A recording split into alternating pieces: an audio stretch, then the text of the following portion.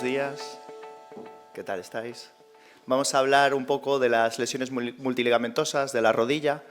Es una visión un poco superficial de lo que nos di cuenta ahora la literatura, ¿vale? Se definen como aquellas lesiones que van a implicar al menos dos de estas cuatro estructuras: el ligamento cruzado anterior, posterior, los complejos posterolaterales y el posteromedial o el medial. Va a haber una incidencia escasa de estas lesiones, se recogen las series entre el 0,02 y el 0,2% de las lesiones globales en traumatología, aunque se supone que están subestimadas. Se va a dar más en pacientes jóvenes, sobre todo en varones, con una proporción de 4:1. Van a ser resultado de traumatismos generalmente de alta velocidad, como los accidentes de circulación, pero también se van a ver en accidentes de baja velocidad, como los deportivos, e incluso en aquellos que se consideran de ultra baja velocidad, como pueden ser las caídas de propia altura.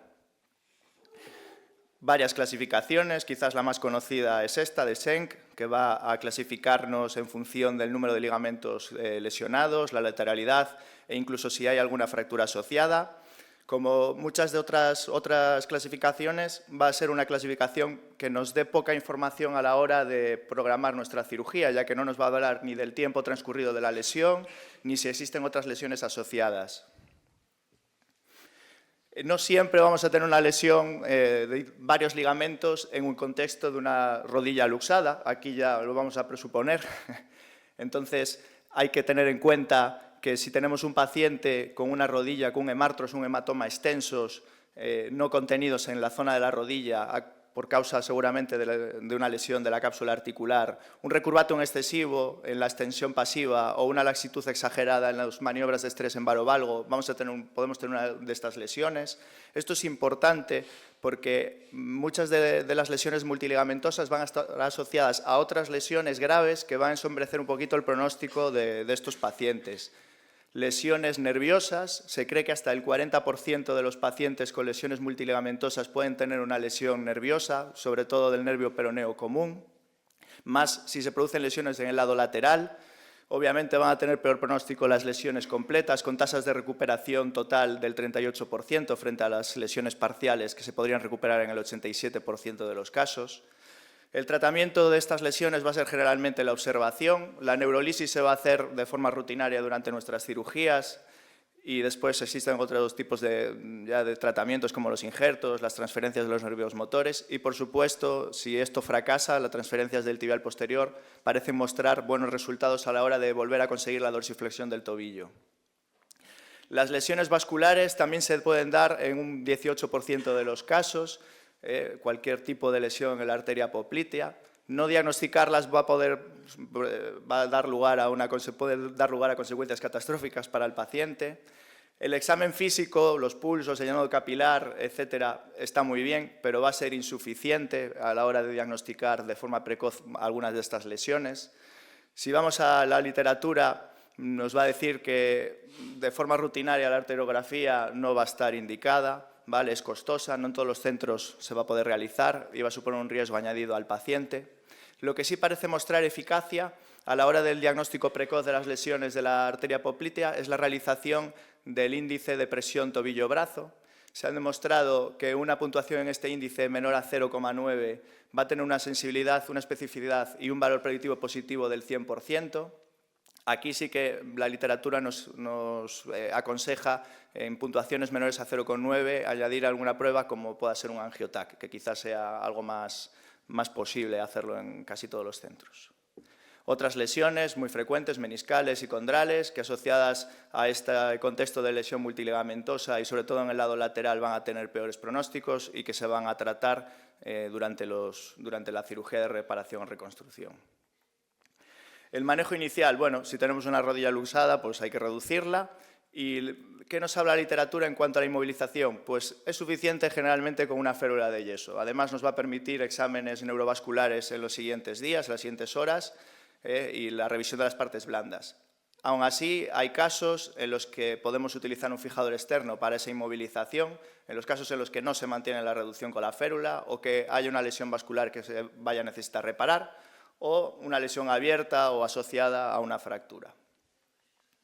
El tratamiento, bueno, aquí sí que hay cierto consenso ya en la literatura. El gold estándar del tratamiento obviamente es la cirugía. Esto es porque en los últimos años han mejorado mucho las técnicas, los protocolos de rehabilitación, pero sigue habiendo un nicho de pacientes que se van a beneficiar de un tratamiento ortopédico. Pacientes sedentarios como el de mi vida con 300 kilos, o no aptos por cirugía, por cualquier comorbilidad que la impida. El tratamiento generalmente consiste en una inmovilización y una descarga corta, seguido de una movilización progresiva con una rodillera. Bueno, ahora ya sabemos que tenemos un paciente que tenemos que tratar y van a surgir una serie de cuestiones. Buscando la literatura, muchas de ellas no están todavía, digamos, resueltas o no hay cierto consenso. Por ejemplo, ¿cuándo vamos a operar al paciente?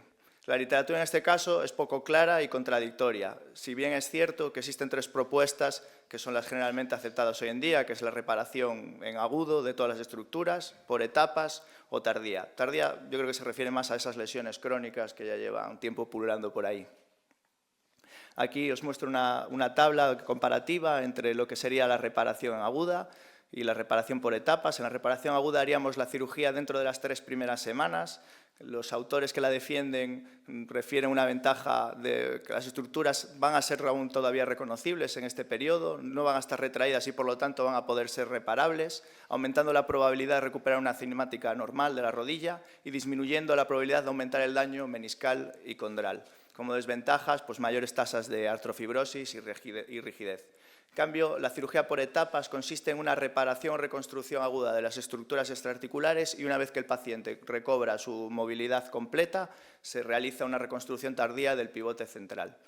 Mejores tasas de balance articular en el tratamiento y va a evitar aquellas reparaciones o reconstrucciones innecesarias con potencial de cicatrización propio, ¿no? Como podría ser una lesión del ligamento colateral medial.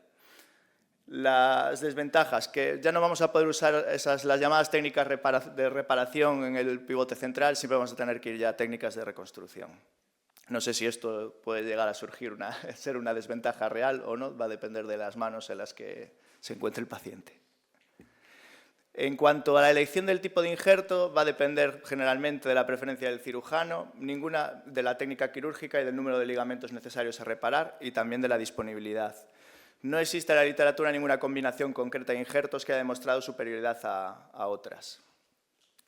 ¿Qué vamos a operar? Pues vamos a operar las estructuras mediales, el ligamento colateral medial, siempre hablando en el contexto de una lesión combinada. Se recomienda la cirugía cuando persiste la inestabilidad en el examen bajo anestesia. Reparar o reconstruir va a depender tanto de la localización de la lesión, como de la calidad del tejido, como del tiempo transcurrido. Y como ventaja se habla de una menor laxitud residual en los pacientes operados y, por supuesto, menor estrés de las plastias realizadas en el pivote central. En la esquina posterior medial hay que destacar el POL, el ligamento oblicuo posterior. Va a ser la estructura más lesionada. Es un rotador interno y un estabilizador en valgo de los primeros 30 grados de flexión. La reparación o la reconstrucción va a se va a realizar según las premisas habituales. Se han descrito numerosas técnicas, pero parece que ninguna muestre superioridad sobre otra. En las estructuras laterales, aquí sí que hay cierto consenso en que las técnicas reparativas conllevan una mayor tasa de fracasos que las reconstructivas. Existen también, como sabréis, muchísimas técnicas reconstructivas del lado lateral de la rodilla, no anatómicas como el Larson, anatómicas como el Laprade, etcétera, etcétera, pero también hay escaso nivel de evidencia para recomendar el método más óptimo. En cuanto al pivote central, más de lo mismo. Tanto el tipo de injerto como el momento de la operación como la técnica va a depender en función un poco de las preferencias del cirujano y también muchas técnicas, mucha literatura, pero ninguna recomendación en concreto. Cuando operamos a un paciente lo vamos a exponer a ciertas complicaciones. La más frecuente va a ser la inestabilidad persistente, en torno al 42% de los casos. Otras, pues la artrofibrosis, lesión neurovascular, etc. En cuanto a la rehabilitación, importante para el éxito terapéutico de nuestras cirugías, el objetivo es buscar una rehabilitación, un protocolo que tenga un equilibrio entre el riesgo de artrofibrosis por una inmovilización prolongada y una laxitud persistente, por todo lo contrario, una fisioterapia agresiva y antes de tiempo. Debe estar, por supuesto, adaptada al patrón de lesión del paciente y, como en los demás casos, en las demás diapositivas, hay muchos protocolos, mucha variabilidad y escasa evidencia de alto nivel para, digamos, recomendar un tipo de protocolo en concreto. Como conclusiones, son lesiones muy graves, con un potencial significativo de compromiso neurovascular, una probabilidad elevada de deterioro residual de la función de la rodilla. La cirugía presenta mejores resultados que el tratamiento no quirúrgico y que el tratamiento quirúrgico va a ser un desafío y es necesaria la estrecha colaboración multidisciplinar. Listo. Vou falar das lesións das raíces meniscais, como sempre, grazas aos organizadores por seguir tirando destas cousas, o ben querido Adri Lago por pensar en min, contactarme. Aproveito, vou deixar unha cuñiña aquí, xa que son deportivista de pro, estou en Vigo, pois quería dicir a ver se aprendemos un poquinho dos vascos, cando de por faga o traballo que ten que facer, pois a ver se podemos estar na grada así como están estos, porque no deporte eu entendo que igual que na traumatoloxía nestas cousas, pois a mellor rivalidade é a que nos empurra a ser mellores respectando e admirando, en este caso, o noso compañeiro de traballo. Últimamente dame por facer así, puxenvos, estas son as 3 últimas revisións que se atopan en PubMed de acceso libre, puxenas todas nun PDF único, se escaneades aí, pois o tedes. Creo que vai. Se non vai, contactadesme que vos lo paso. Estades todos, non? Moi ben. Se a día de hoxe pensades que isto é unha entelequia, que non ten moita realidade clínica, que é unha cousa das casas comerciais que queren vender, que en parte sempre queren, pois teredes que facer un estudio para amosar que tedes razón, porque hoxe en día a literatura científica é abundante, extensa e bastante clara, confirmando que é unha realidade as lesións das raíces meniscais e a súa repercusión clínica. Hasta 1 de cada 5 roturas meniscais poden ser lesións das raíces e, por exemplo, 4 de cada 5 dos pacientes cunha lesión da raíz posterior do menisco medial presentan signos de artrose antes dos 5 anos, se non se tratan, lóxicamente, adecuadamente. A reparación, como podedes intuir polo vídeo que vos poño aí, disminúe ata o 50% nos controis biomecánicos a presión de contacto tibiofemoral, restaurando así a biomecánica normal da rodilla, do xeonllo. Os pacientes cunha reparación axeitada poden ter unha taxa de éxito próxima ao 80% aos 5 anos, fronte ao 30% que temos nos casos dos tratamentos conservadores. Para ilustralo todavía máis, e que lle dedes a importancia, pois temos un caso clínico verídico, vale? Un home de 32 anos que ven á consulta por un aumento progresivo da dor e do derrame posactividade. Ten o antecedente de que está operado noutro centro 2 anos antes, ligamento e menisco. Entón, a parte da consulta que fago, investigo un pouquiño na resonancia antes desa primeira operación, de 2 anos antes, os radiólogos xa falan, as imaxes así o amosan, dunha ruptura do ligamento cruzado anterior, do corno posterior do menisco interno, unha extrusión lateral de 4,5 mm do menisco externo e unha redacción difícil de ler, pero que se resumiría en posible algo radial aí na parte de atrás do menisco externo. No informe da operación só leo rotura de ligamento cruzado e rotura degenerativa parcial do menisco interno. Non hai ningunha referencia ao menisco externo. Na resonancia actual hai unha plastia dunha disposición verticalizada de isquiotibiais, unha meniscectomía medial parcial sen incidencias, volven a falar e volves a ver unha extrusión meniscal lateral, xa aquí o radiólogo xa nos deixa raíz entre interrogantes, parcial, completa, non o deixa claro, e quero incidirvos, creo que se ve ben, non sei se coa distancia, que aparece unha condropatía grado 3 xa no condilo femoral externo. Estamos falando 2 anos e medio, máis ou menos. Isto é o que me atopo. A plastia está aí ao cénit. Despois hai algo aí, un tecido na raíz do menisco lateral, algo desflecado, sempre estas lesións asocian sempre máis no corpo, no medio, algunha lesionciña. Bueno, limpo un pouco, valoro aí a condropatía, que despois se ve un poquinho mellor, fago así unha pequena, e parece unha lesión grado 2 con integridade do brisber, do ligamento menisco femoral. Digo, menisco tibial, perdón. Entón, digo, menisco femoral, correcto. Menisco femoral que vai para arriba. Entón, probablemente neste caso, eu son realista.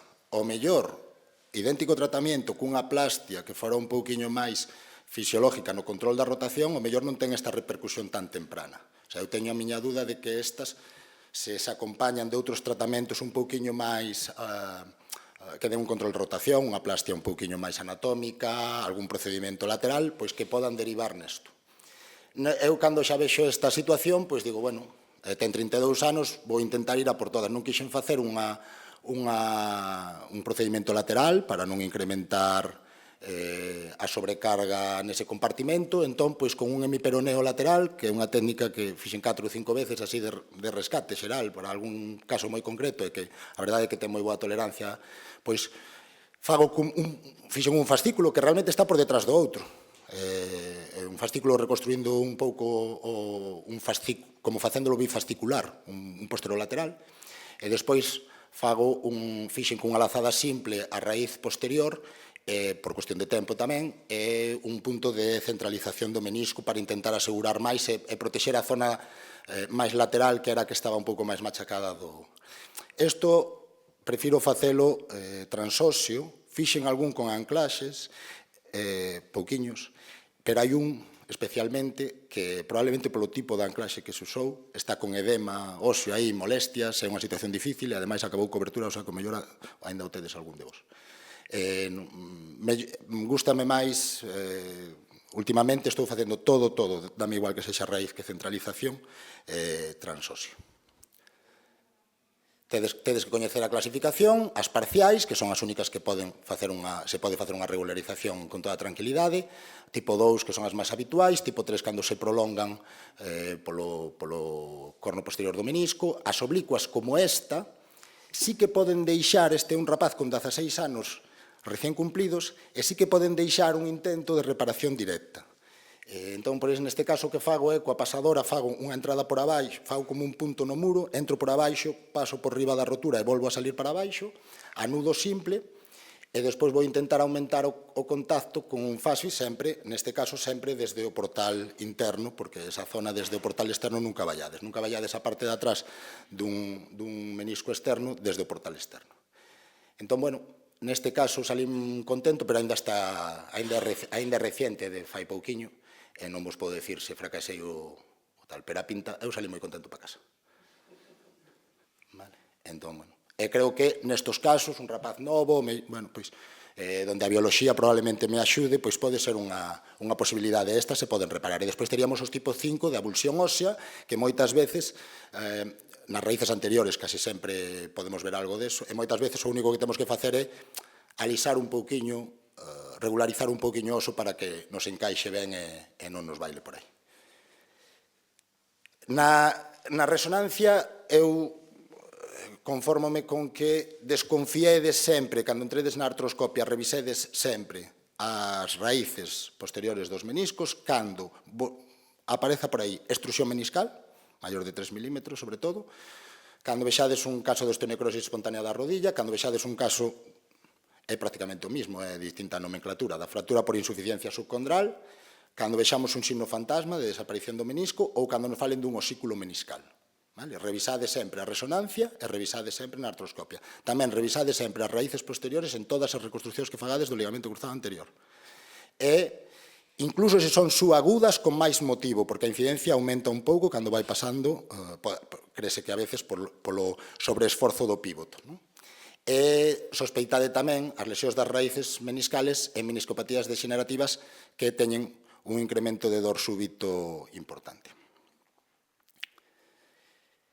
Cal é o meu criterio para o tratamento? Pois todas as lesións, salvo as grado 1, parciais, das raíces posterior do menisco lateral, raíz anterior do menisco lateral e raíz anterior do menisco medial, para min, todas as reparo. No menisco interno é onde ven, como son pacientes xa con máis idade, poden ter cambios degenerativos, poden ter malas alineacións, aí é onde entra, a veces, o tratamento conservador e a veces as osteotomías. En moitos casos, habería que plantexar unha actitude combinada.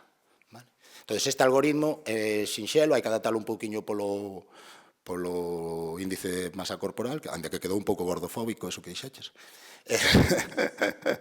E nada máis.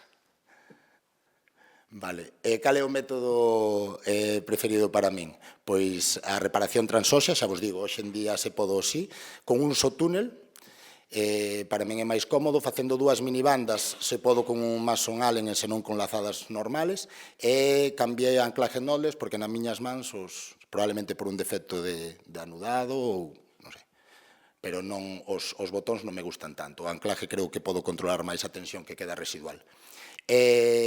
A pesar diso, facendo isto, que é asumible sempre cando teñamos no almacén as pinzas específicas, coas pinzas específicas para isto, telas ali, as cirurxías son perfectamente asumibles por calquera artroscopista.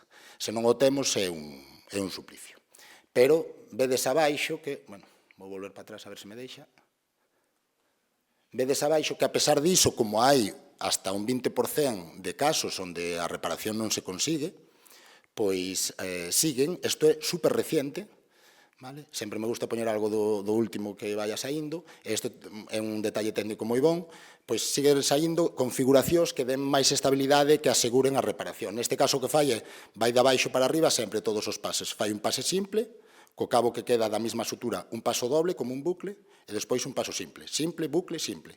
Mete os dous simples por dentro do bucle e fai como unha disposición da la delta. E claro, mirade ao final, e despois pon unha lazada extra a maiores. E fijadevos como ao final fai unha... A verdade é que eu ese aspecto así de tan apretado, coas miñas reparacións non o acado, o sea que quedeime con ganas de facelo. A pesar diso, aínda que o fagamos moi ben, a reparación transtibial exitosa vai estar aí no 80%, un pouquiño máis, pero só en torno a un 7% requiren revisión con operación. E nada máis, moitas gracias.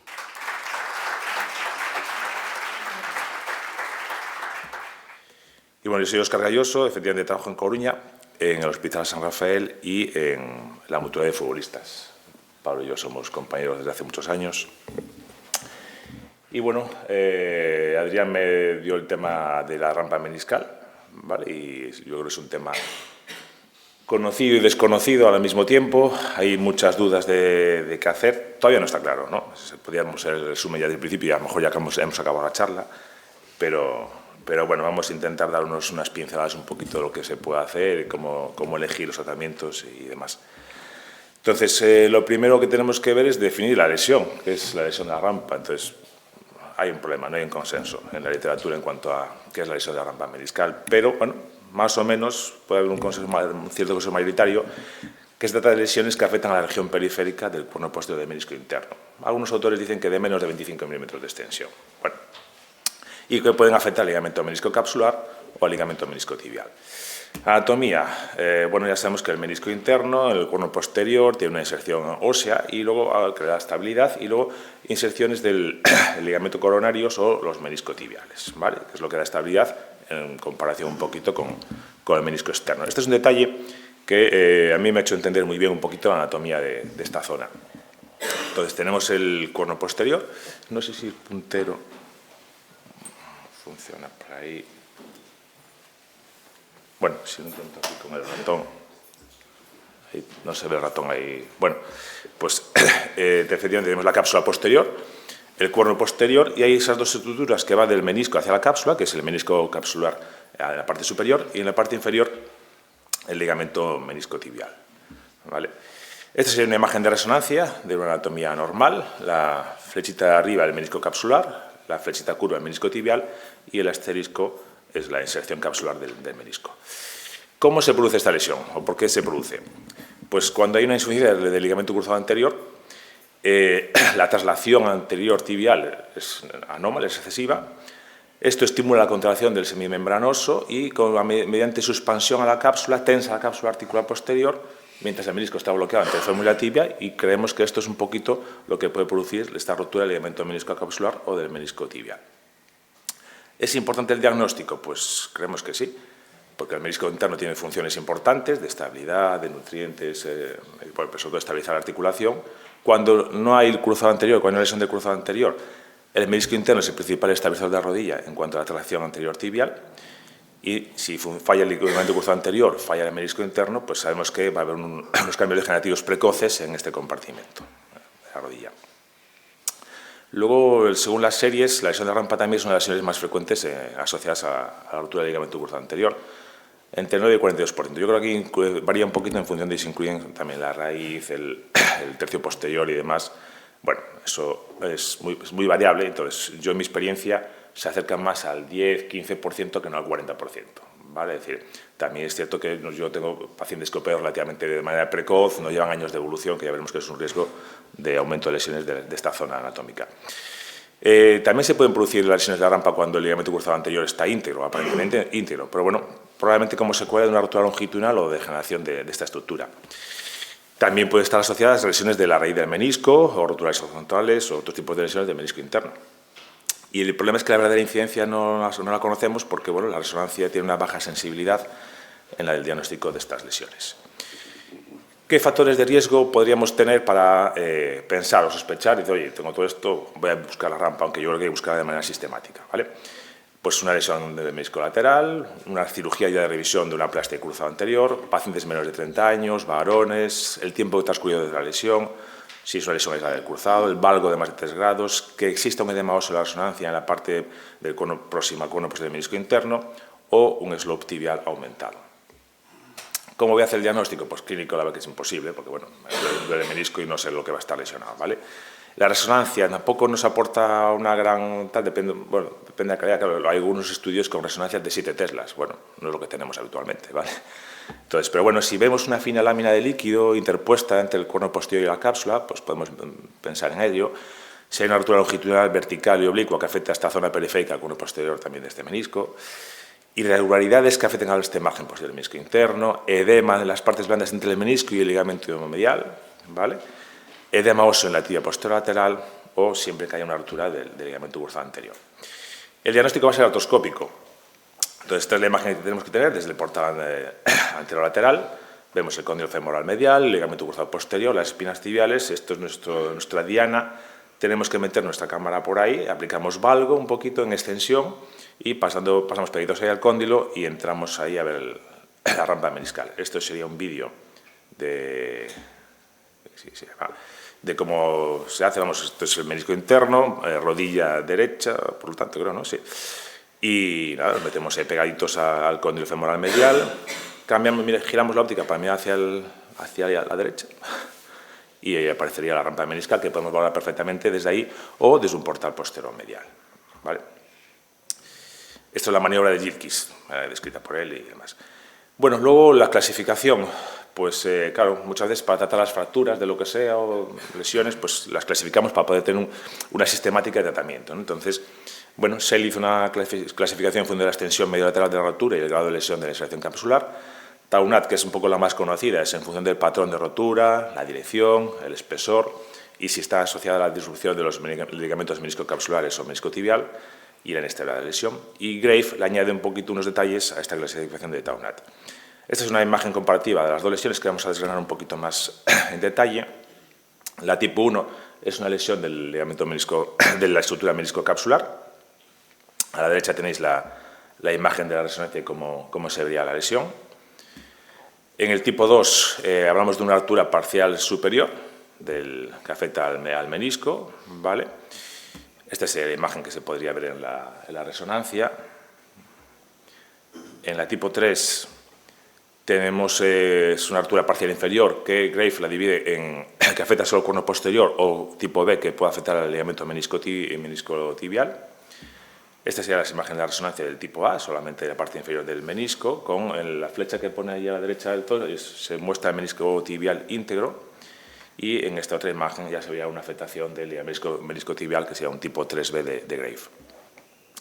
En el tipo 4 es una rotura completa del corno posterior del menisco interno, longitudinal, y también la divide si se afecta solo al menisco o si tiene una afectación completa de la unión menisco-capsular. Este es el tipo A y este sería el tipo, bueno, pasamos un poquito rápido ahí, el tipo A, que se ve ahí perfectamente la fisura de lo que es el menisco, y en el tipo B ya sería entre el menisco y la cápsula. Y luego el tipo C, que sería una rotura doble, que vemos ahí la resonancia, no sé si se ve, bueno, dos líneas ahí un poquito en la parte posterior del menisco interno.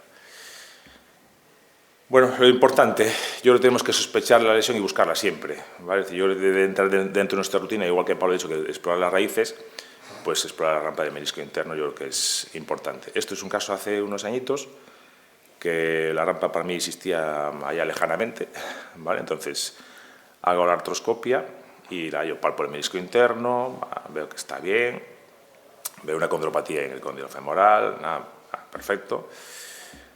Es un paciente que tenía una rotura del ligamento cruzado anterior, ¿vale? Claramente, ¿vale? Es un paciente que tenía una rotura del menisco lateral, en la parte posterior, vemos ahí una rotura, paciente joven, y en ese momento dije, bueno, voy a mirar la rampa, que está de moda un poquito la rampa. Y miramos la rampa y nos encontramos una que llegamos ahí, ¿vale? Tenemos todo este tejido sin obviar un poquito que nos puede molestar algo, pues digo, anda, si aquí parece que hay algo, que mi palpador se mete y efectivamente tenemos una lesión de la rampa. Yo me meto un poquito más atrás ahora y vemos que hay una lesión ahí relativamente grande de la rampa, ¿vale? Bueno, ¿la tengo que tratar o no la tengo que tratar? Pues vamos a ver, si revisamos la bibliografía, en el 2018 este estudio que habla sobre el efecto de las lesiones del menisco capsular y menisco tibial cuando el cruzado está insuficiente, y observan que la presencia de una lesión tipo 4 de la rampa, es decir, esa lesión completa, asociada a la lesión del cruzado anterior, aumenta la traslación tibial anterior, las rotaciones y el pivot shift, y que la reparación de ambas lesiones reduce el pivot shift en relación a la reparación aislada de solo el cruzado, ¿vale? Aunque no afectaría a la inestabilidad rotacional en flexión mayor de 30 grados. O sea que, bueno, parece que sí. 2023. Evalúan la extrusión y la movilidad del menisco en el caso de lesión de la rampa. Solo analizan roturas tipo 4, en rodillas sin lesión del cruzado anterior, y que concluyen que aparentemente se eleva la extrusión meniscal durante la compresión axial, ¿vale? Este otro estudio de 2023 en cadáver, influencias de la lesión meniscocapsular en la lasitud anterior de la rodilla, y ven que después de la sección del cruzado anterior, la lasitud anterior aumenta significativamente, pero no encuentran diferencias significativas estadísticas con la lasitud tras añadir la lesión de la rampa meniscal. Y dices, bueno, sí, ¿no? Este otro estudio de 2024 concluyen que la lesión combinada del cruzado anterior y de la rampa aumenta la estabilidad y la reparación de la rampa ayuda a reducir esta traslación anterior-posterior y la estabilidad rotacional. Es un estudio retrospectivo, pero tampoco especifican el tipo de lesión. Bueno, entonces, sí, no sabemos, ¿vale? Vamos a seguir un poquito para adelante.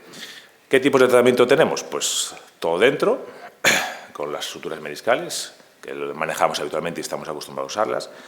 La sutura desde el portal posteromedial o la aumentación biológica, como hacemos, muy parecido a lo que hacemos a un tipo de roturas meniscales y demás. Y este metaanálisis de 2023 yo creo que nos aporta bastantes cosas, que lo importante es simplificar la clasificación de las roturas, en estables e inestables. Da igual que tengas 5 tipos, ¿vale? Y dices, ¿qué rotura tengo que reparar? Pues vamos a entender cuál es estable e inestable. La literatura no llega a un consenso a este respecto, de cuáles son estables y inestables. Entonces, bueno, pero bueno, más o menos ciertos detalles podemos tener, ¿no? Y las lesiones inestables se deben reparar con suturas, y las estables, ahí sí que simplemente como hacer un tratamiento biológico de abrasión, telefinado y demás, probablemente sea suficiente, ¿vale? Este estudio, que es de 2024 también, comparan un análisis entre la reparación todo dentro, la sutura con gancho desde el portal posteromedial y las lesiones dejadas in situ, pues ven que la tasa de intervenciones a lesiones tipo 3, que tampoco son las más inestables, objetivas en las cirugías de reparación del LCA, y concluyen que no hay diferencia entre los diferentes tipos de tratamiento, es decir, que daría igual en las tipo 3 qué es lo que hagas, ¿vale? Tenemos este otro estudio histológico, ¿vale? También reciente, de 2020, que macroscópicamente y microscópicamente no identifican un ligamento meniscotibial, una estructura distinta que podemos llamar ligamento. Y aún encima dicen que está vascularizada, que hay capilares, con lo cual la posibilidad de reparación, como cualquier otro tejido, pues está ahí. Entonces, como resumen, yo un poco, ¿qué es lo que hago? Pues las lesiones estables, y yo las defino de menos de 1 centímetro, pues no hago un tratamiento específico, hago una alimentación biológica, una crudentación, y lesiones inestables, mayores de 1 centímetro, que metes el gancho, se viene un poquito el menisco y demás, pues así que intento hacerles una reparación. ¿Cómo? Pues como puedas. Vale, pero yo desde atrás, desde el posterior medial, con gancho, no tengo esos sistemas habitualmente a mi disposición, y cuando te encuentras la lesión, pues tienes las suturas meniscales y habitualmente lo hago todo dentro.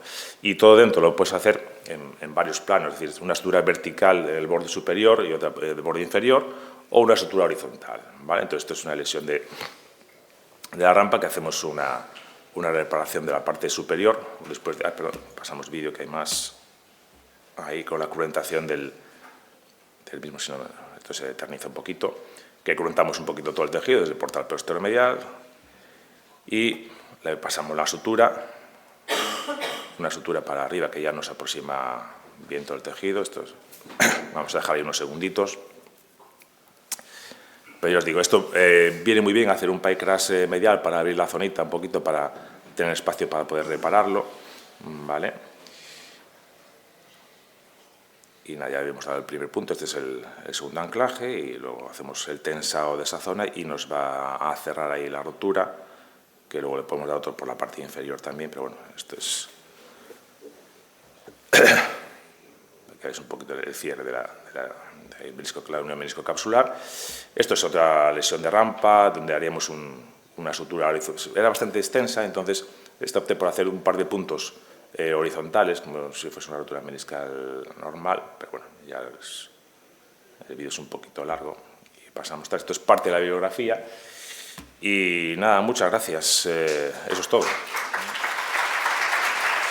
Gracias a los organizadores por la invitación, y es un placer estar entre amigos y hablar de cosas que nos gustan. Como podéis entender, no es a lo mejor el título el más adecuado. Yo no hablaría de inestabilidad residual, sino que hablaría qué tengo que hacer para no tener inestabilidad residual si voy a operar un ligamento cruzado. Básicamente, si sabemos ya de tiempo, que nuestras reparaciones, aun siendo anatómicas, en muchos casos, pues casi un 34% continúa con un cierto grado de Latchman y un 24% con un pivot shift. Es decir, aun reparando de forma anatómica nuestros ligamentos cruzados, no llegamos a controlar del todo esa laxitud residual y ese posible fracaso que puede provocar. ¿Qué hay que hacer? Bueno, pues tienes que recrear una rodilla funcional, ¿no? Para ello hay que valorar más cosas. El cruzado no solo es el ligamento cruzado anterior, y la inestabilidad puede venir dada por problemas técnicos, por lesiones meniscales que no hemos sabido tratar, como nos presentaba el caso Pablo.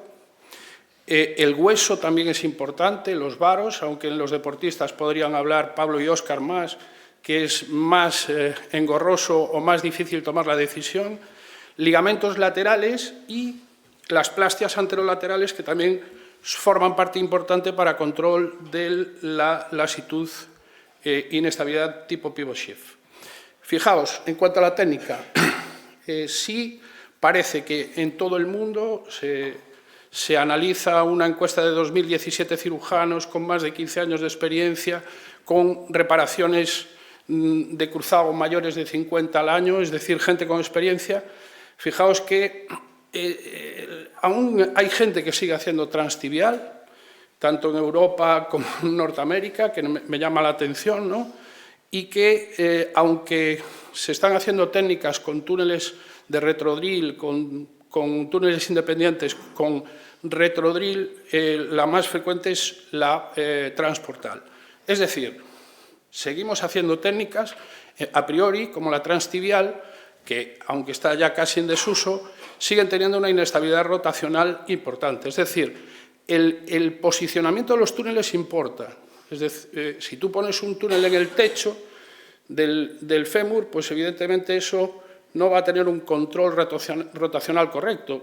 para los que hacemos algún rescate nos viene bien, porque pasamos de poner el cruzado en el techo y lo ponemos en la pared. El túnel de la tibia también importa y quizás la parte del footprint, el footprint o la parte anterior controlan muchísimo mejor la inestabilidad anteroposterior y rotacional que si lo ponemos muy posterior. Pero también es cierto que nos puede generar un impingement si nos vamos muy anterior. En cuanto a uno de los detalles técnicos que a mí me aporta biología y me aporta la posibilidad de tener una rodilla con una propiocepción más adecuada y probablemente menos roturas si no hay lesiones asociadas que nos impliquen problemas, es el conservar el remanente. Lo que, bueno, los franceses le pusieron el nombre de samba porque lo presentaron en un congreso en Brasil. Se parece cuando estás fresando el remanente, como veis arriba, una bailadora de samba, pero en realidad es una aumentación de una de las bandas del ligamento cruzado anterior. El menisco se rompe, cuando rompemos un cruzado, se produce una contracción isométrica del semimembranoso y tiene una relación muy directa con el menisco medial. Como decía Óscar, el menisco medial es el único opositor cuando nos falta el cruzado a la traslación anterior.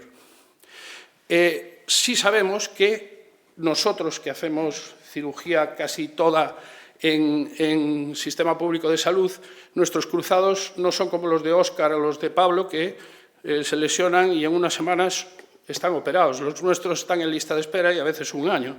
Y bueno, se ve una clara relación que a partir de los 3 meses tenemos muchísimas más lesiones meniscales. En cuanto a la rampa, vamos a pasar por encima.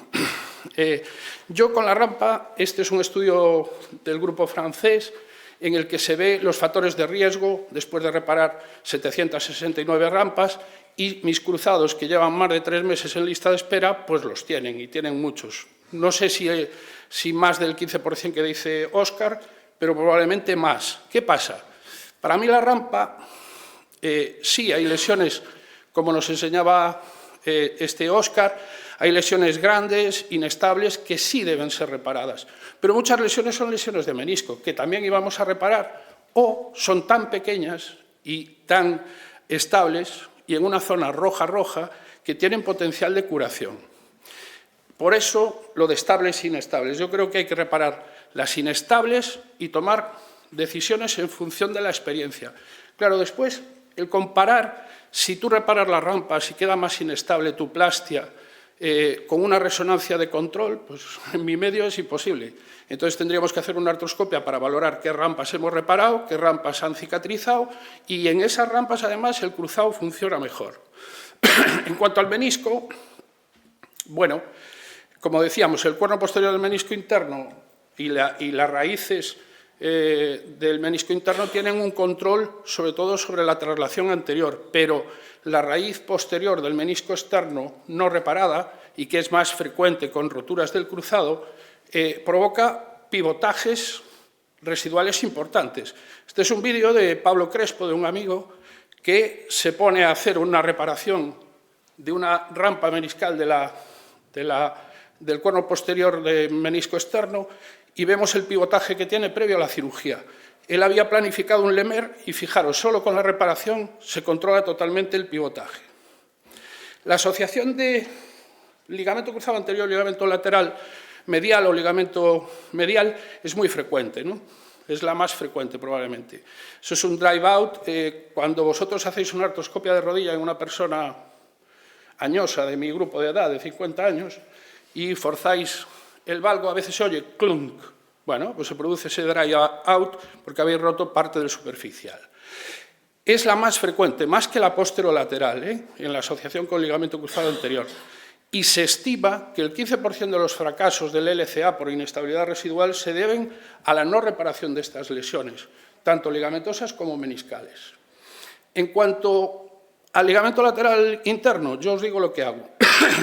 Si tenemos una lesión grado 1-2, con un arrancamiento medio o de la parte superior, hago una inmovilización con una ortesis, lo trato de forma ortopédica y preparo cirugía diferida del ligamento cruzado anterior. Sí. Reparo el cruzado.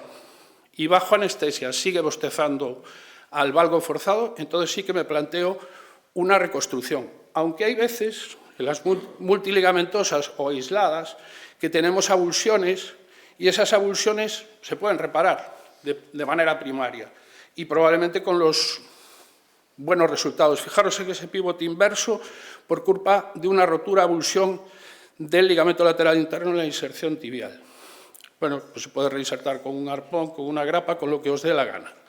Evidentemente, si tenemos que hacer una reparación, el oblicuo posterior es el que nos va a controlar, sobre todo la rotación y el estrés en valgo.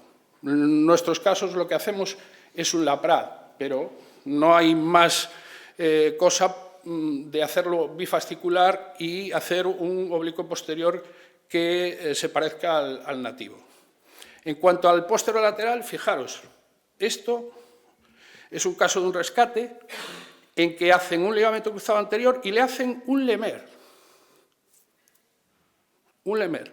Claro, yo no sé dónde hicieron el Lemer, porque si no tienes ligamento lateral externo, como es este caso, no sé dónde hicieron el pivotaje de la fascia lata. En este tipo de lesiones, en las lesiones del complejo posterolateral, a veces artroscópicamente también podemos ver ya signos indirectos, como es la rotura del ligamento popliteo meniscal o la avulsión del popliteo. ¿Qué hacer? Bueno, nosotros casi siempre tenemos lesiones crónicas, con lo cual hacemos un LAPRAD.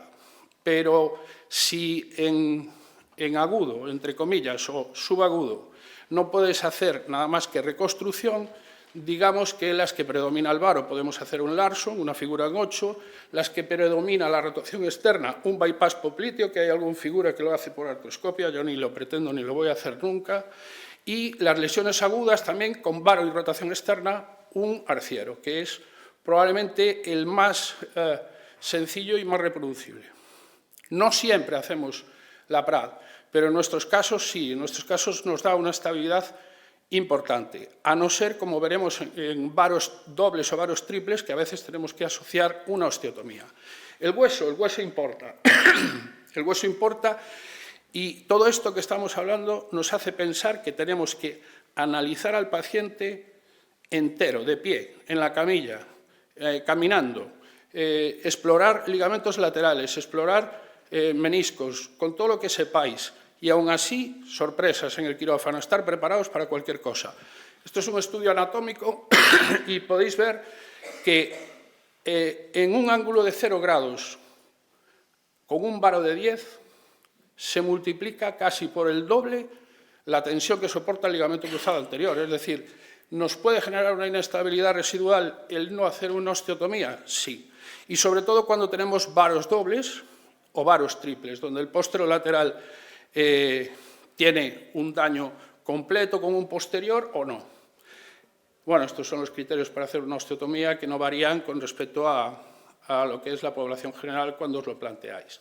Una cosa es un varo triple donde se va en recurvatum, que ahí nos plantearíamos ya hacer a lo mejor un 2 tiempos, hacer una osteotomía y posteriormente reparar el pivote, que un varo doble, como es el paciente de vuestra derecha, que lo que hemos hecho en este caso es una cirugía con un tiempo, con una osteotomía, con un sistema de E-balance, tomando en aquel momento el punto de Fujiwara, aunque ahora lo hacemos con la programación de Minihachi. Y ojo, porque siempre hay que ver toda la extremidad.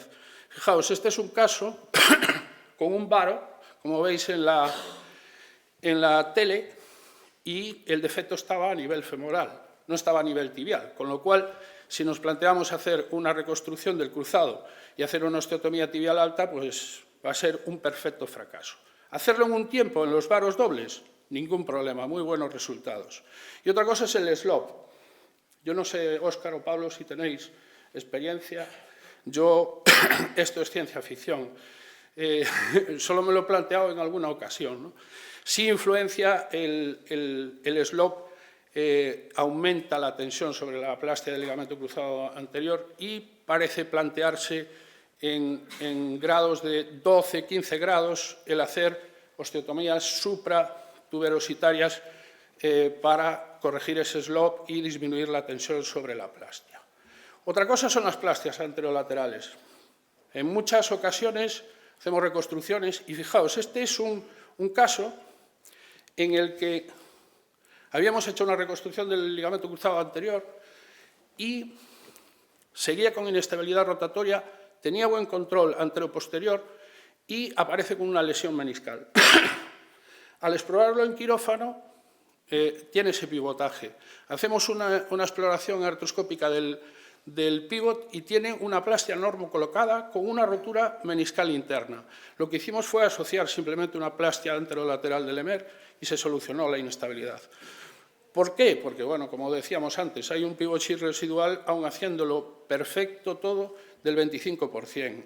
¿Y a quién se lo hacemos siempre? Cirugías de rescate, pivot shear preoperatorio muy importante, esos pivots que sois capaces de sacar en la consulta, bueno, pues a veces puede tener una raíz posterior de menisco externo y puede tener también mal control con solo la reparación, con lo cual lo tendríamos que asociar. Hiperlasitud genus recurvatum, pacientes jóvenes con alta actividad pivote demandante.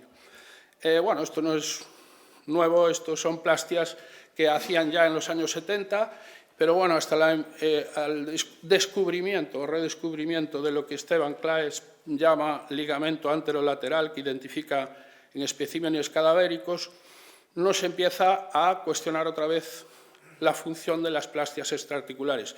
Bien, es cierto que él define el ligamento de una manera, incluso anatómica, que se vuelve a redefinir con este consenso que se hace sobre el complejo anterolateral. Da igual cómo lo hagáis, o una técnica anatómica o una técnica de Lemaitre. Particularmente, a mí me gusta el Lemaitre porque no añade más de 10 minutitos en la cirugía, hay que ser muy cuidadosos con las fibras más profundas de la cintilla iliotibial para no dañar la inestabilidad, y otra cosa es lo que nos dice Claes, pues bueno, epicóndilo, parte postero inferior, un centímetro por debajo de la línea articular, en medio del Gerdi y de la cabeza del peroné, hacer una plastia con el gracilis si vais a hacer una cirugía de cruzado con cuádriceps o un graveling de semitendinoso.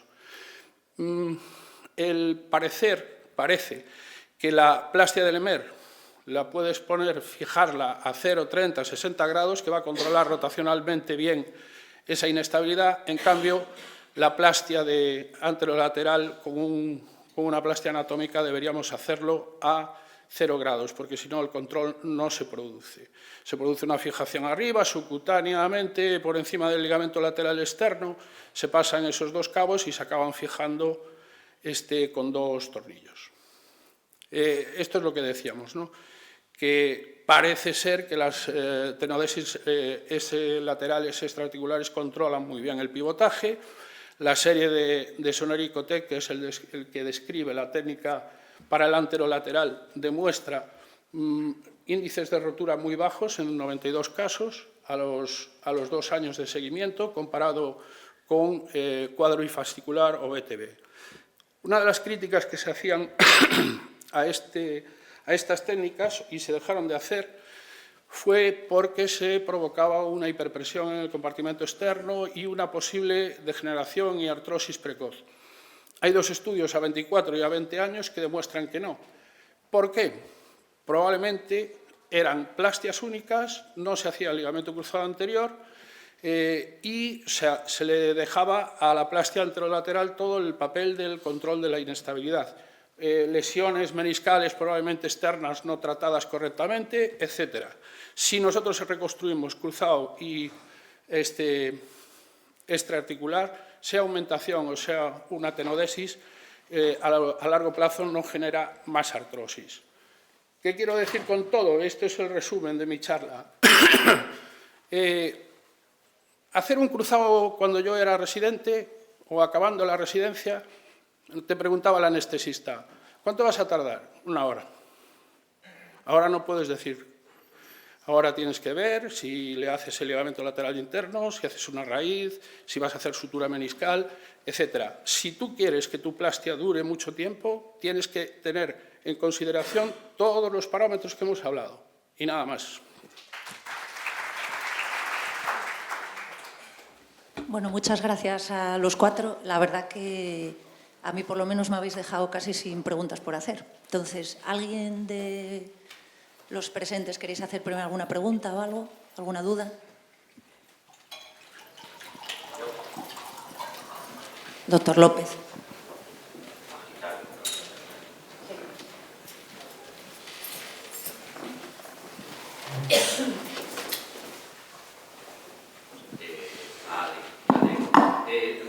Bueno, no sé si estaba despistado en la charla o no. Quiero decir, en estas lesiones multiligamentarias se oye. Sí. Vale.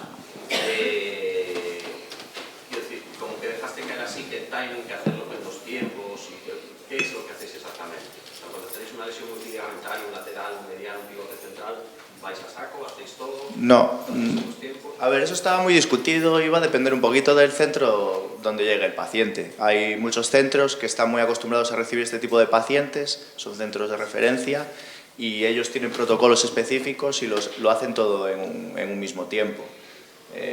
Nosotros no tenemos, por suerte, tanta incidencia de este tipo de lesiones, sobre todo las lesiones más graves con las 4 estructuras rotas, etc. Y en nuestras manos, para nosotros, lo controlamos mejor haciéndolo por etapas. Primero la reconstrucción extraarticular y una vez que la cosa va bien, la rodilla está fría, como decimos, y el paciente mueve bien la rodilla, etc., no tiene dolor, hacemos la reconstrucción del pivote central. Pero es cierto que hay centros de referencia. Hace poco estuvimos en un curso por ahí y había un compañero del Virgen del Rocío y ellos lo hacían todo en agudo. Dentro de las 3 primeras semanas decía que era una cirugía para hacer entre amigos porque no vale, es una cirugía compleja, que no vale cualquiera que te vaya a ayudar, tiene que controlar un poco la preparación de las plastias, los pasos, etc. Pero ya te digo que la literatura tampoco es clara si es una cosa mejor que otra. Cada uno defiende lo suyo y tú eliges lo que está en tus manos. Y la misma pregunta a tus compañeros.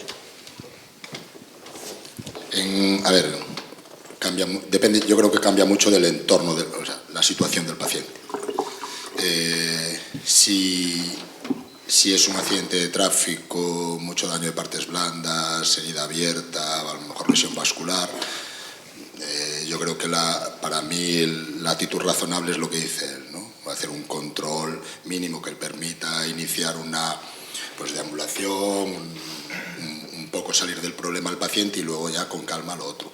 En el entorno donde yo me las encuentro, que es el deportivo, no suelen ser 4 ligamentos, suelen ser 2.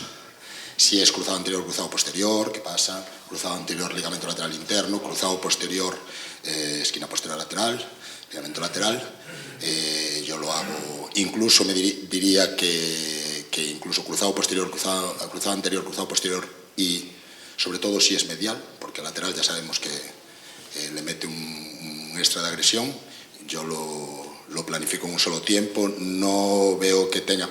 Lógicamente va a tener un poquito más de limitación de movilidad al final, probablemente, pero se puede hacer una rehabilitación bastante adecuada y que no aumente un riesgo enorme la cirugía. Yo creo que al final es mejor porque es lo que decía él, mueves a la gente, te vas con tu compañero de confianza o tal, haces la petición de injertos ya para todo, reservas el tiempo suficiente, cuentas con liberación de isquemia y hacer un segundo tiempo y lo llevas mejor a lo mejor que si lo organizas tú como surjan.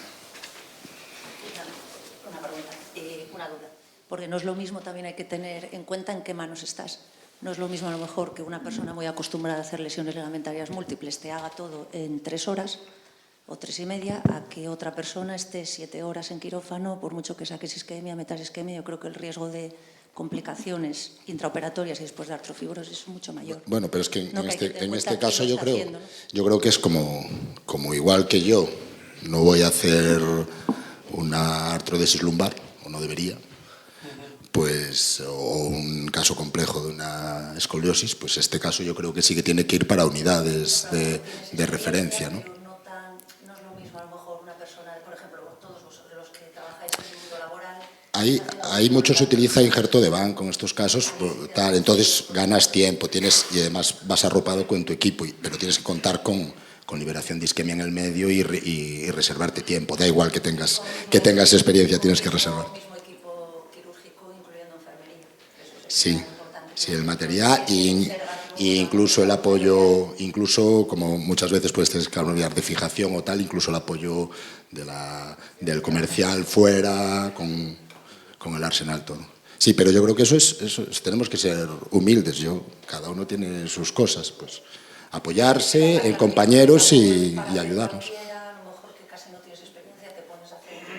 A ver, el uso de injerto de banco simplifica la técnica y eso, ¿no? Y le quita la complejidad técnica, pero yo creo que el problema es que si surge un apuro estás en una situación complicada.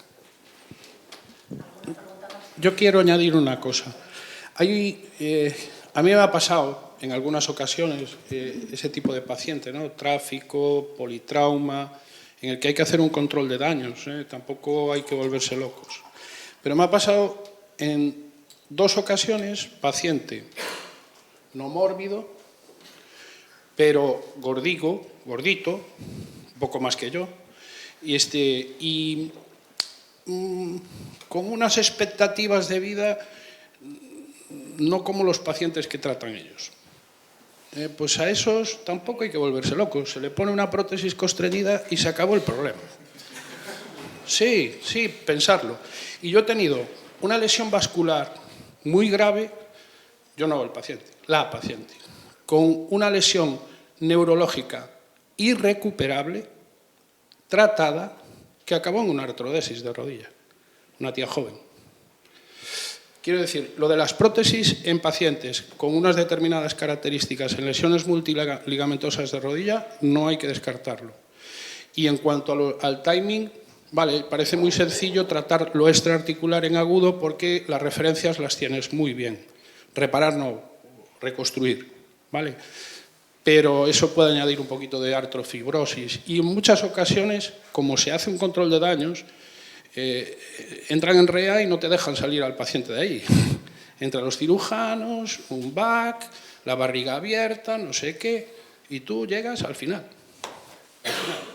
Pero esa artrofibrosis que tú criticas en un paciente de 50, 60 años hace que luego no haya que reconstruir el pivote central. Sí. Hay una persona que se va a jubilar, que es gallega y trabaja en el Hospital General de León, que yo tuve la oportunidad de hablar con ella, diseñó con unos ingenieros una guía personalizadas para las osteotomías tibiales. Y tiene una serie de 15 pacientes tratados con fijador externo, hasta el infinito y más allá. Y no reconstruyó a ninguno. Quiero decir, la artrofibrosis hace que en muchos pacientes sin poca demanda o con muy poca demanda no sea necesario después hacer un segundo tiempo. ¿Alguien más quiere preguntar algo? Pablo, doctor.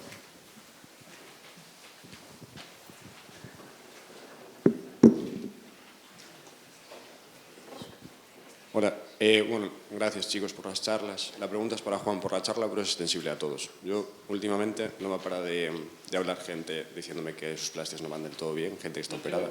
No es mi caso, Cris, gracias. Que a mí... ¿no se escucha? Vale, perdón. Que últimamente no me para de llegar gente que está operada del cruzado y que no acaba de ir del todo bien. Supongo que es sesgo de que los que van bien no comentan nada. No hablo en el hospital, en plan de gente de fuera que conozco. Entonces, ¿cuánto tiempo, cuando hablas de fracaso de una plastia o de inestabilidades residuales o de tratar lesiones residuales, cuánto tiempo le das de margen a esas rodillas? En plan, ¿cuál sería el tiempo ideal que tú dirías, vale, a partir de aquí considero que esto no está bien y lo voy a volver a intervenir? ¿O cuál es vuestra actitud con eso? Porque más que nada eso, el manejo de los tiempos, como que ahora que se habla del retraso, de que los jugadores tarden hasta casi un año en volver a reincorporarse a su actividad habitual, es como mucho tiempo de vida, estar un año esperando a ver si lo lleva o no va.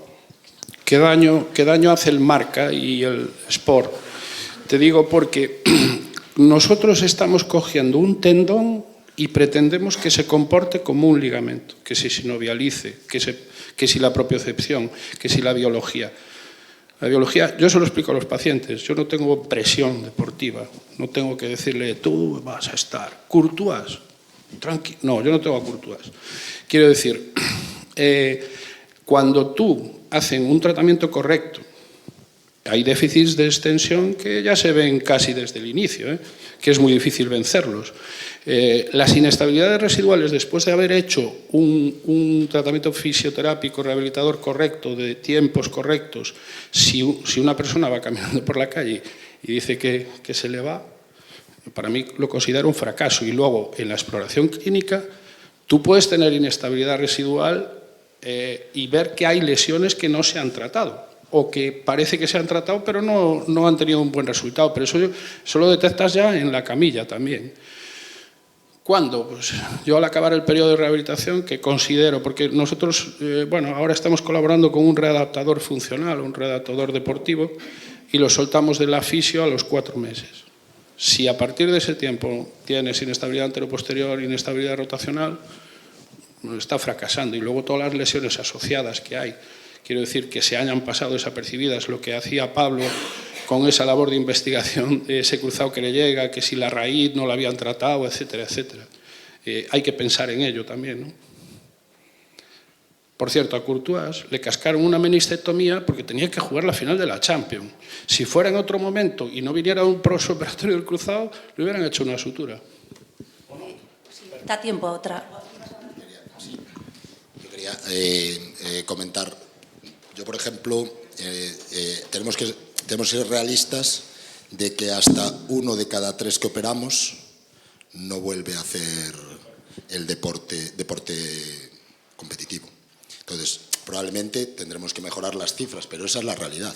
La realidad es que decimos satisfactorio, pero dentro de ese satisfactorio hay un grupo que por edad o porque no tiene realmente ese resultado tan bueno, no vuelve, ¿no? Entonces, yo muchas veces en el seguimiento veo que hay pacientes que a los 3, 4, 5 meses empiezan a estancarse y de persistencia de derrame, persistencia de limitación de movilidad, incluso incremento de la limitación de la movilidad.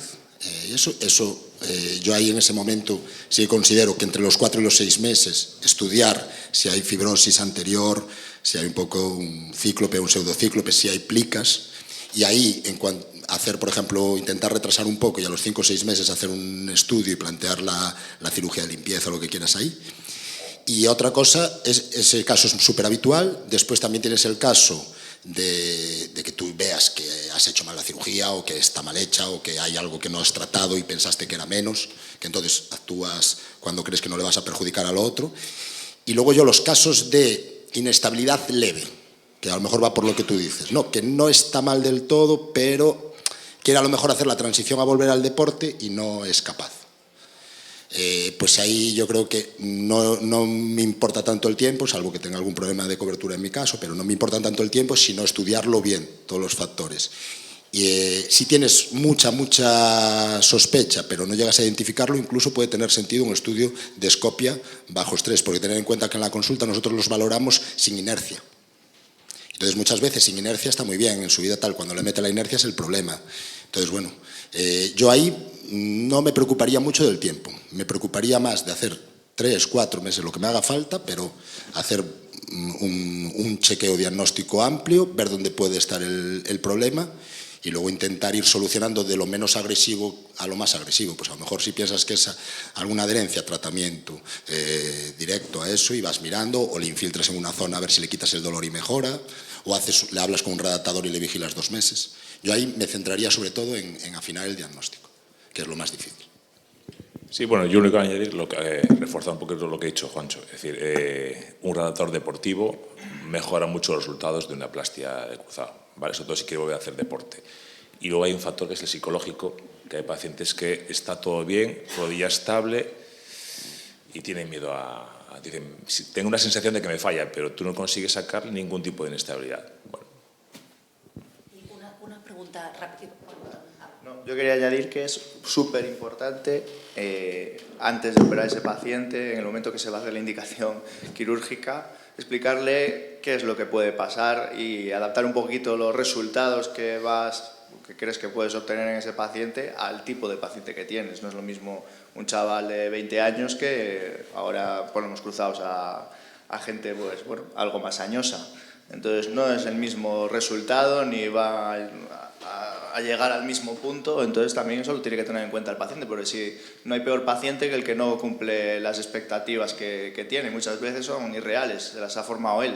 Entonces eso es súper importante, yo creo, porque técnicamente puede estar todo genial, vas allí, exploras y él no va a estar contento, pero es que no se ha cumplido la expectativa que él tenía. Entonces, bueno, eso yo creo que también es fundamental para esta y para cualquier otra cirugía. Yo quería preguntaros, sobre todo a vosotros dos, pero a los cuatro, desde que estáis reparando ya con asiduidad pues, las raíces o las rampas, no sé si hacéis seguimientos a largo plazo en muchos pacientes, a lo mejor les dais el alta pronto y entonces no lo sabéis, ¿mejoran los resultados de verdad de las inestabilidades residuales? Y luego también a Juan y a todos, si os planteáis, ya más o menos lo dijiste, pero ¿en qué momento te planteas hacer, si tiene pues eso, un varo muy grande que está asociado a roturas de plástias, o un slow muy grande, que también hacerlo de entrada en una plastia primaria o si haces una revisión ya te lo planteas? Bueno, el tema de lesiones de la rampa es en el ámbito sobre todo del deporte, entonces el alta es cuando se reincorporan al deporte. No lo seguimos a los 2, 3, 4 años a lo que puede pasar. Pero, sí, claro, clínicamente están bien, funcionan bien, son rodillas estables, les permite volver a la práctica deportiva. Esos muchos pacientes de estos son los más jóvenes, que tienen fallos por una cuestión de exceso de rotación, se lesionan solos, un pivot que ya favorece la lesión. Entonces esos muchas veces sí que quieren volver a jugar y siguen confederados y sí que puedes ver el futuro. Yo creo que lo que he notado es descenso de las roturas en asa de cubo de posoperados de cruzado, porque me venían varias y ahora me puede venir alguna pero menos, y yo creo que el ligamento cruzado y en general toda la ligamentoplastia, desde los baños de vancomicina del ligamento, el anchafibrin y estos controles de rampa, raíz y Lemers y tal, para sobre todo los más jóvenes, es mucha más bonita cirugía que antes. Y mucha, claramente. No mejoramos tanto, quizá. Yo creo que todavía fallamos en conseguir que mucha gente tenga esos resultados excelentes. A lo mejor sí conseguimos satisfactorios, pero no tantos excelentes, ¿vale? Ahí yo creo que también las lesiones acompañantes influyen mucho, pero las recaídas en jóvenes es que es radical, es que es del 15 al 20%, sigue siendo alto, pero a lo mejor un 4 o 5%. Se nota, o sea, se percibe. Sí, claramente. Bueno, yo creo que el paciente ideal para plantearte una osteotomía, es que claro, según la ESCA, por encima de 5 grados ya hay que hacer osteotomías. Claro, eso no se lo creen ni ESCA ni aquel. Quiero decir, el paciente ideal es, para mí, en nuestra casuística, los más frecuentes son esquinas posterolaterales no reparadas, que han pasado desapercibidas y que tienen un varo doble y que nos planteamos pues o hacer una osteotomía con el cruzado ya o hacer una osteotomía y ver qué pasa, por si tenemos que reparar la esquina posterolateral y hacer el cruzado después, ¿no? Ese es el caso ideal. Yo creo que hay que explorar a los pacientes caminando, de pie, ver si hay alguna alteración de la marcha. Esa marcha con una inestabilidad que se va al caminar, yo creo que hay que corregirla, porque si no la tensión sobre el cruzado existe. No sé si es el doble que a 0 grados, pero existe. Yo creo que insistiendo en lo que comentas de las osteotomías, si es en el ámbito deportivo, en gente joven, que hay muchos varos, yo creo que es implanteable hacer una osteotomía de entrada, porque la reincorporación deportiva después de una osteotomía es prácticamente nula. Muy Entonces, baja o casi nula. Entonces eso tienes que reservarlo efectivamente para un fracaso donde no encuentras... Efectivamente. Y porque en todo caso, si consigues que te lo autorizan, te cubren una. Sí. Hay un jugador del Sevilla que, bueno, es un tío que estaba afincado en Alemania, pero era húngaro, y lo operó Laprat y Stedman. Lo reoperaron a las 48 horas. No jugó nunca más al fútbol. Es el ejemplo, quiero decir, pero hay ya trabajos muy serios que depende del deporte. El hacer la osteotomía no añade ningún problema al retorno. Es decir, una cosa es el futbolista y otra cosa es algún tipo de deporte en el que no tengas tanta demanda pivotante. pero evidentemente el caso es el que te digo yo. El caso desgraciado de un postero lateral que ha pasado desapercibido, que se vuelve a romper el cruzado, que van con una inestabilidad de la marcha importante y que tú exploras al paciente y aquello se va para todos los lados. Bueno, y yo ya no sé si, yo creo que ya no tenemos más tiempo, pero que igual estáis de acuerdo en que esto ya es un poco así, no sé, irónico, ¿no? La típica peonadita que hace cualquiera, la artroscopia, voy a hacer la artroscopia de rodilla, que gano ahí unas perrillas, hago un menisquito, le quito un poco, 10 minutos y me voy para casa. Yo creo que eso ya pasó a la historia, ¿no? Un poco. Para hacer peonadas de ese estilo hay que estudiar bien al paciente antes y operar peritas. Quiero decir, si tú sospechas una raíz, si sospechas una sutura compleja o que no tienes ayudante para hacer la sutura, pues deberías... Lo que hay que operar es gente mayor, con un menisco degenerativo en la peonada y ya está, y todos para casa. Y ya está. Los que dicen que no hay que operar, esos son los que hay que poner en peonada. Pero no es solo en... Estoy totalmente de acuerdo. Pero me refiero, no es solo... Las peonadas hay que hacerlas, ¿eh? Yo porque no estoy en ese entorno, si no hay que hacerlas.